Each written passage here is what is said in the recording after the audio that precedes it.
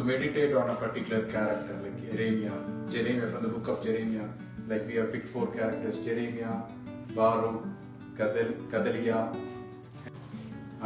இந்த வாரத்தில் நம்ம கெதலியா அவரை பற்றி we are going to study and we are going to see what he has done in the book of Jeremiah. ஒரு சின்ன பேக்ரவுண்ட் நம்ம அந்த ஒரு சின்ன ஹிஸ்டரியோட நம்ம ஆரம்பிப்போம். அதுக்கப்புறம் நம்ம அந்த கெதலியாவுடைய கதைக்கு நம்ம பார்க்கலாம். We all know that Saul is all were united and Samuel anointed Saul as the king, the first king of Israel. அப்புறம் then அவர் விழுந்தாரு. அவர் தாவீதுக்கு கொடுக்கப்பட்டது. தாவீது இருக்கும்போது சாலமோனுக்கு கொடுக்கப்பட்டது. then before that it was judges. Before the kings it was judges. Before that it was leaders, Moses, Aaron, and God picked certain leaders to lead as a nation. இஸ்ரேல்ன்ற ஒரு nation, ஒரு தேசத்தை நம்ம பார்க்கும்போது ஃபர்ஸ்ட் ஸ்டார்டிங் பாயிண்ட் மோசஸ் அவருடைய தலைமையில lead பண்ணி கொண்டு வரப்பட்டது பார்த்தோம். அப்புறம் நியாயாதிபதிகளின் புஸ்தகம், ஜட்ஜஸ் இருந்தாங்க அவங்கள லீட் பண்றதுக்கு. தென் we had kings.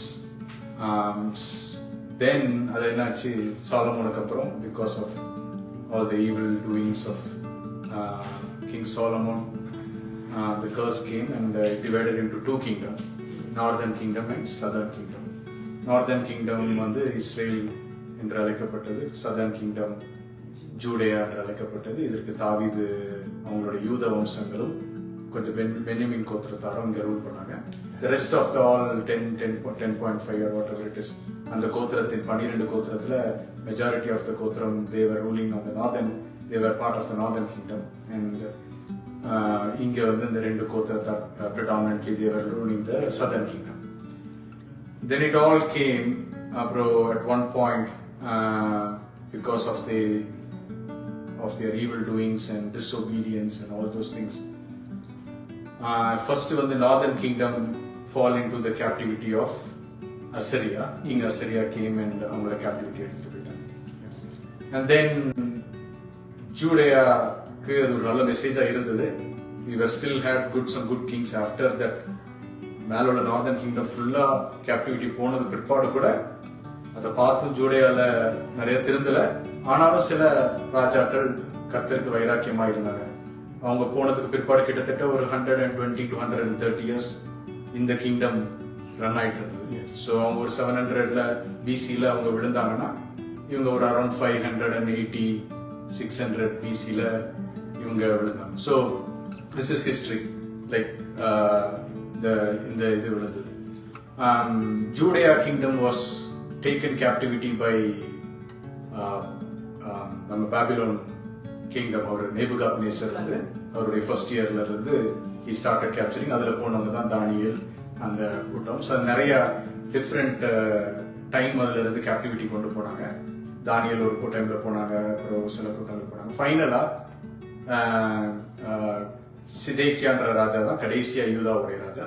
சிதேக்கியா ராஜாவுடைய கடைசி இதுல அவரோட அந்த கிங்ஷிப் முடியுது. ஸோ அவரை அரெஸ்ட் பண்ணி அவரை கொண்டு போறாங்க.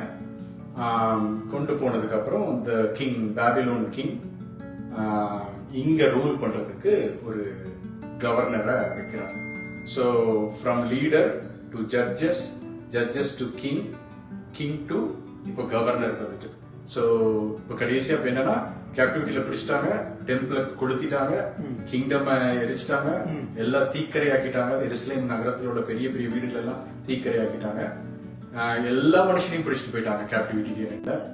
ஏழைகளையும் கொஞ்சம் சொற்ப ஜனங்களும், very limited people and poor people, all the prince and எல்லாம் கிங் ரூல்ஸ் இருக்கிற எல்லாரும் மெஜாரிட்டி ஆஃப் த பீப்புள பிடிச்சிட்டு போயிட்டாங்க. So the rest were given under the authority of Gedaliah. So அந்த கவர்னர் தான் கெதலியா. யூதாவை அவர் அங்க நேபுகாத்நேச்சர் அங்க இருப்பாரு, இவர் கணக்கு கொடுக்கணும். இப்ப எப்படி இந்த ரோமர் ஆட்சியில நம்ம பாக்குறோம், அவங்க கணக்கு கொடுத்து வரியை கொடுக்கணும், கணக்கு கொடுக்கணும், ரிப்போர்ட் கொடுக்கணும், ஃபீட்பேக் கொடுக்கணும். இங்க சார்பில் அங்க இருக்கிறான். ஸோ இதுதான் அந்த ஒரு குட்டி பேக். இதுல on this line throughout this journey Zedekiah உடைய grandfather, even to his grandfather, God many times sent Jeremiah and told them like to return back. Come on, turn to me, give away.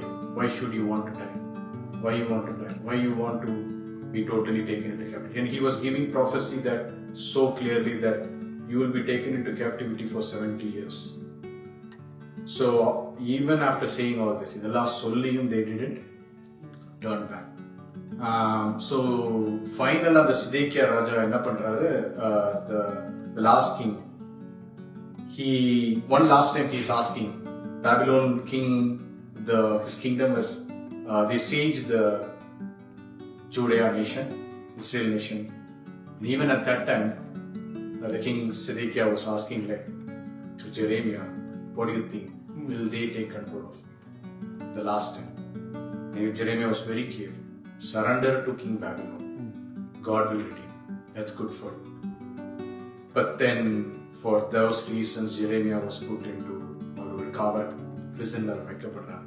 ஏன்னா he's not gave anything in the favor of what the king is expecting. So this is the situation in Judah, and Jeremiah was he is in prison now, and the king is at the door taking control of everyone. At this time, so Gedaliah is very clear and Jeremiah is very clear and God is very clear. You will be taken into captivity and go to the king Babylon or wherever he is taking you, and be obedient and surrender to him. That is good for you.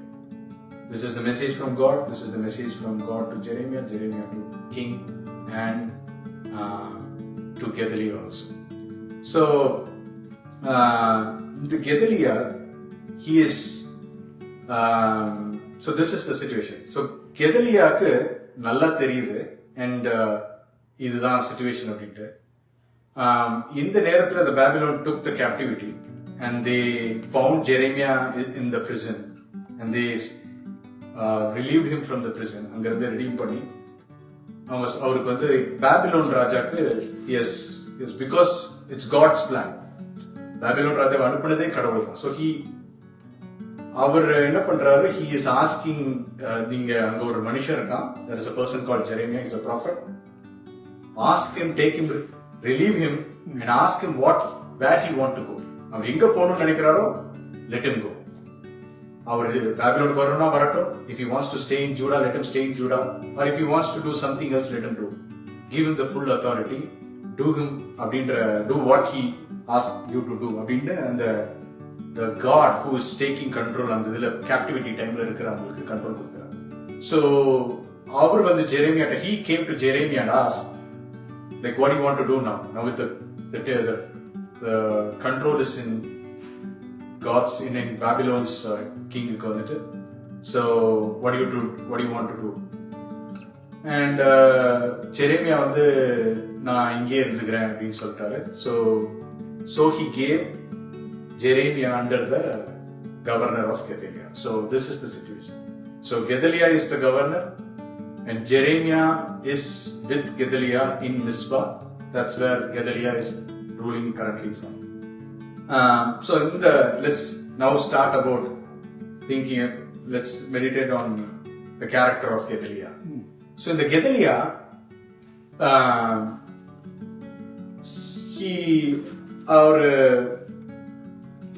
because this news was spread to the neighboring countries and all the Ammonites, Edomites, to all the surrounding nation, this news is reached and people came to know that now in Judah the kingship is gone. Zedekiah is no more a king, but there is a governor who's ruling. It's called Gedaliah. So he is the authority, he is the sole authority, he can take any decision. இந்த news கேட்டதுக்கு அப்புறம் என்ன பண்றாங்க, சுத்தி உள்ள நாட்டுல இருக்கிற எல்லா யூதர் ஓடி போயிருப்பாங்கல்ல, ஏன்னா ரொம்ப நாள் they were sieged for so many years, it's for several years. So அவங்க ஓடி போனவங்க இல்ல அவங்கள கேப்டிவிட்டிக்கு கொண்டு போகும்போது தப்பிச்சு வந்தவங்க எல்லாருமே வந்து என்ன பண்றாங்க, they heard this as a good news because it's a good news. The authority is given to Gedaliah. But of course, kingship illa, they are not the king of that nation. But at least the authority is in Gedaliah. So அவங்க எல்லாரும் என்ன பண்றாங்க? They are all coming back to Judah to meet Gedaliah. So அதுதான் நம்ம இங்க பார்க்கிறோம். So this is a good news that of course அங்க ஒரு bad situation தான். Jerusalem was totally demolished, burned, temple was burned, wall is demolished, and the Babylonian empire leadership everything is done. But there is one good news here. Gedaliah is given the authority. Okay, so எல்லாரும் இங்க வர்றாங்க and அதுல we are seeing a lot of leaders of அந்த ஓடி போன military teamல ஹெட்ல இருந்தவங்க யாரு who were as the army leaders of King Zedekiah. அவங்க லீடர்ஸ் இருந்திருப்பாங்க. அவங்க இவங்க பேபிலோன் பிடிக்க வராங்கன்னா அவங்களும் ஓடி போனாங்க. Many people who ran away when they were taken under the Babylon's control. அவங்க எல்லாரும் ஓடி போய் இப்ப the news கேட்ட everybody is coming back. There were 6 leaders who came back. நம்ம அது வாஸ்தவம். They all came back. அதுல எல்லார்ட்டையும் வந்து கெதலியா என்ன சொல்றாருன்னா இதுல let's surrender ourselves to the king Babylon. This is what the God, because Jeremiah அவரோட இருக்கார். So he knows what God is asking and whatever Jeremiah said so far all the years யாருமே கேட்கல. அதனால அவருக்கு கிளீனா தெரியுது வரமாட்டாங்க. ஐயோ பேபிலோன்லாம் வரமாட்டாங்க. Nobody will come. No, Babylon cannot take control of Judah. God will never let Judah under Babylon சொன்னவங்கலாம் காலி. But Jeremiah அப்பத்துல இருந்து he was saying this, no, Babylon will come. Babylon will take control of Judah. So அது நடந்துருச்சு. So Jeremiah is with Gedaliah now. So Gedaliah knows truth என்னன்றது தெரியும். So he is telling that நம்ம surrender ஆவோம். நான் உங்களுக்கு எல்லா அதிகாரம் தரேன் because he is the authority now. He is the governor now. So அவர் என்ன சொல்றாரு? நீங்க எல்லாரும் என்ன பண்ணுங்க? ஏன்னா ஜூஸ் நிறைய people வந்துட்டாங்க அங்க இருந்து பக்கத்து நாட்டுல இருந்து. So அவங்க எல்லாரும் வந்து என்ன சொன்னாங்க? நீங்க வந்து நல்லா you do farming. திராட்சை தோட்டங்களை நட்டுங்க. இது பண்ணுங்க. ஆயில் என்னெல்லாம் பண்ணுமோ விவசாயம் பண்ணுங்க. என்னெல்லாம் பண்ணுமோ பண்ணி உங்க களஞ்சியங்களை நிரப்புங்க. Let's start a new life. அப்படின்னு அவர் சொல்றாரு. சோ அது சொன்னது போல என்னாச்சு? நம்ம வாசிக்க கேட்ட எரேமியா 40:12 நினைக்கிறேன். சோ அதுக்கு ஏத்த மாதிரியே they all came and அவங்க எல்லாருக்குமே வந்து they 40:12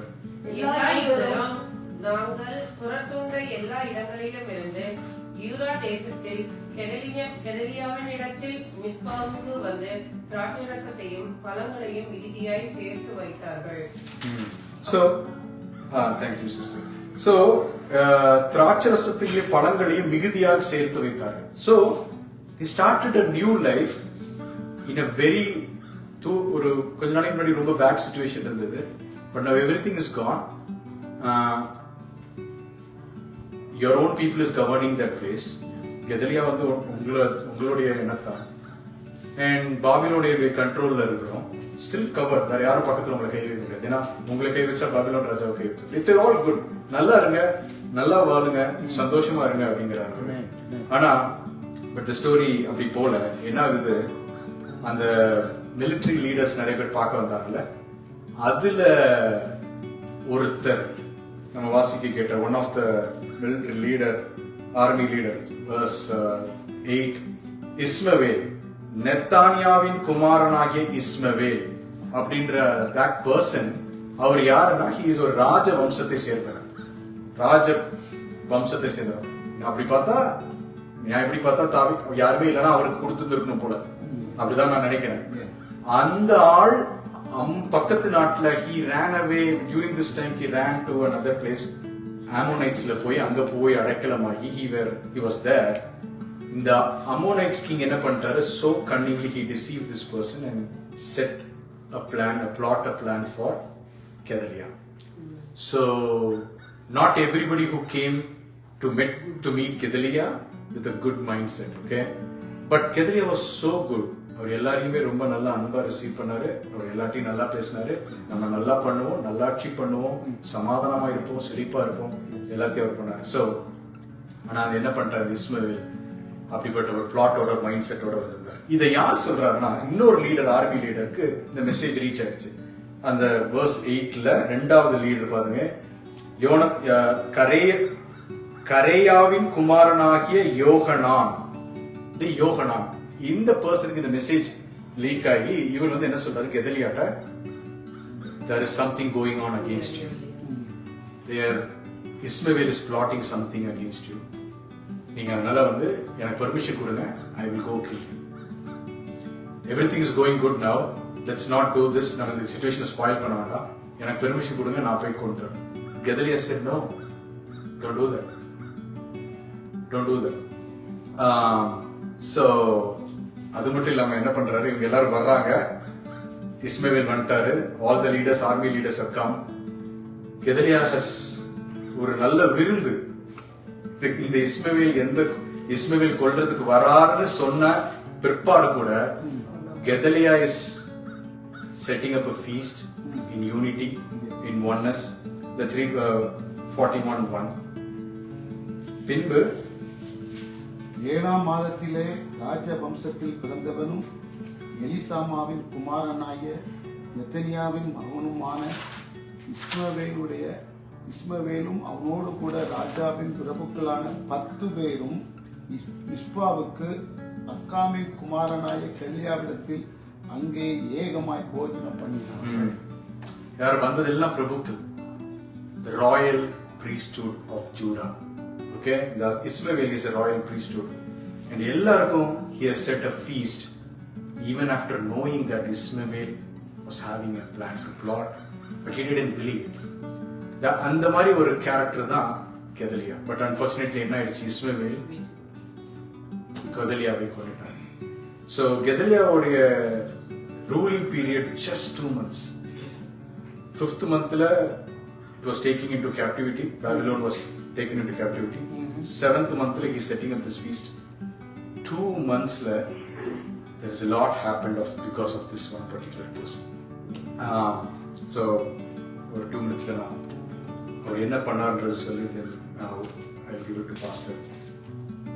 So இதுதான் அந்த கெதலியாவுடைய சம்பவம். நம்ம எரேமியால 2 ராஜாக்கள்ல 4ஆம் புஸ்தகத்துல கெதலியா பத்தி போட்டிருக்கிற இதுதான். இதுல நம்ம என்ன இந்த கெதலியா கேரக்டர்ல இருந்து தெரிஞ்சுக்கிறோம்னா, கெதலியா வாஸ் அங்க நிறைய பிரபுக்களை பிடிச்சிட்டு போயிட்டாங்க. Many people didn't listen to Jeremiah. Even the king நீங்க படிச்சு பாத்தீங்கன்னா கிங்குக்கு நல்லா தெரியும் ஜெரேமியா சொல்றது கரெக்ட்னு, but he couldn't do anything.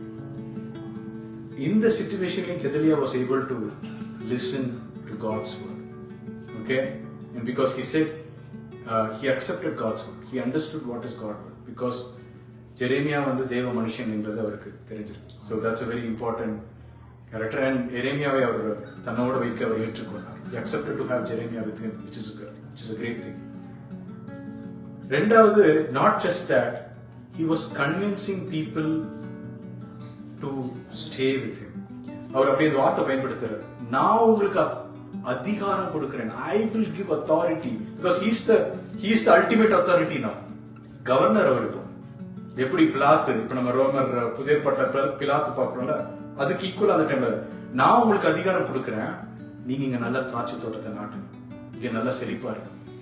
நம்ம பாபிலோன் ராஜாக்கு நம்ம அடங்கி இருக்கோம். இந்த 6 லீடர்ஸ், ஆர்மி லீடர்ஸ் வர்றாங்கல்ல, ஈவன் தி ஆர்மி லீடர்ஸ் அவர் என்ன சொல்றாரு, ஈவன் இன்க்ளூடிங் இஸ்மவேல் அவர் என்ன சொல்றாரு, we will serve King Babylon by living in our own nation, and we can, நம்ம இங்க இருந்து அவரை நம்ம இது பண்ணலாம் அப்படின்னு அவர் எவ்வளவோ கன்வின்ஸ் பண்றாரு. But when I chose Gedaliah அவருடைய அந்த நல்ல நேச்சர், குட் கேரக்டர், 2 months தான், just 2 months. 2 monthsல என்ன ஆயிருக்க போது பாருங்க. ஒரு 2 மாசத்துக்கு முன்னாடி எருசலேம் வழிபட்ட தேவாலயம், வீடுகள் எல்லாம் தீக்கிரையாக்கப்பட்டன. அப்போ இப்படிப்பட்ட ஒரு சூழல்ல, ஒரு கயாட்டிக் சிச்சுவேஷன்ல ஒரு மனுஷன் இவ்வளோ கம்போஸ்டா, இவ்வளோ டிட்டர்மைண்டா, இவ்வளோ ஒரு லீடர்ஷிப் குவாலிட்டி, மக்களை வந்து சமாதானப்படுத்தி கூல்படுத்தி பயப்படாதீங்க செழிப்பாருன்னு சொல்றது. And then அவருடைய டைம்ல நம்ம வாசிக்க கேட்ட verse 12 we read that, right? There was peace and prosperity. People were started saving. நீங்க அந்த verse 12 one more time படிங்க. எல்லா யூதரும் தாங்கள் துரத்துண்ட எல்லா இடங்களிலும் இருந்து யூதா தேசத்தில் கெதலியாவின் இடத்தில் மிஸ்பாவுக்கு வந்து திராட்சை ரசத்தையும் பழங்களையும் மிகுதியாய் சேர்த்து வைத்தார்கள். மிகுதியாய் 2 monthsல just 2 months மிகுதியாய் சேர்த்து வைத்தார்கள். எப்படி 2 monthsல? So God blessed Gedaliah. அங்கேயே ஒழுங்கா இருந்திருந்தாங்கன்னா ரொம்ப நல்லா இருந்தது. அந்த ஸ்டோரி அங்க அது நம்ம தொடர்ந்து படிச்சோம்னா அது வேற மாதிரி போகுது. So Gedaliah, there was peace and prosperity in Gedalia's time. அப்புறம் he favored unity. It was unity. எல்லாம் எங்க இருந்து வந்துட்டாங்க பாருங்க. எல்லாம் செதறி ஓடுனாங்க சிதேக்கியா டைம்ல. People were running away. But during Gedalia's time, people were running into Judea from Ammonites, from Edomites, from Egypt. People were running from all over to come under Gedalia's. So he was a man of ஒரு யூனிட்டிக்கு ஒரு role மாடலா இருந்தார். And இஸ்மவேல் வந்து யோகன்னா சொல்லும்போது he is plotting a plan ரொம்ப ஓப்பனா சொல்றாரு. Full அத்தாரிட்டில இருக்கிறவர் என்ன பண்ணியிருந்திருக்கலாம்? அவருடைய to safeguard his role and position, out of doubt he might have asked him to kill him, right? Like it's nothing to him. So many people have died at that time. One more person, one more group சாவறதுல ஒண்ணும் பெருசா ஆக போறது இல்ல. But he didn't do that because he want everyone to come and join, be united together in Judea. So அதை நம்பல அவர். And நம்பாம அப்படிப்பட்ட ஒரு குற்றச்சாட்டு உள்ள ஒரு பர்சனோட பந்தி உட்கார்றாரு. அப்படியே எனக்கு அது படிக்கும்போது எனக்கு ஜீசஸ் ஸ்டோரி தான் ஞாபகம். எப்படி இல்ல யூதாஸ் காரியத்தை காட்டி கொடுப்பாரு கன்ஃபார்மா தெரியும். அங்கே பந்தி உட்கார்றாரு. That's the love. That's a great ஒரு striking person. Just 2 months. ரெண்டே சாப்டர் தான். 2 months வந்து இந்த 1.5 சாப்டர் தான் இருக்கு அவரோட கதையே. But he did a lot. அவரை கொண்டனால அதுக்கப்புறம் என்ன ஆச்சுன்னா அவர் இல்லாததோட நடித்த பாருங்க. ஒன்ஸ் அகைன் எல்லாரும் ஓடி எங்க போயிட்டாங்க? முந்தியாவது இந்த பக்கம் போனாங்க, ஏதோமைட்ஸ் ஆமோனைட்ஸ்க்கு ஓடி போனாங்க. எங்க கர்த்தர் போகவே கூடாதுன்னு சொன்னாரோ அந்த நாட்டுக்கு ஓடி போயிட்டாங்க, எகிப்துக்கு ஓடிட்டாங்க. அது இன்னும் கோபமாயிட்டு. So the situation has become very worse. So அதான் Gedaliah 2 months, but still he has done a lot in Judea. Over to Pastor.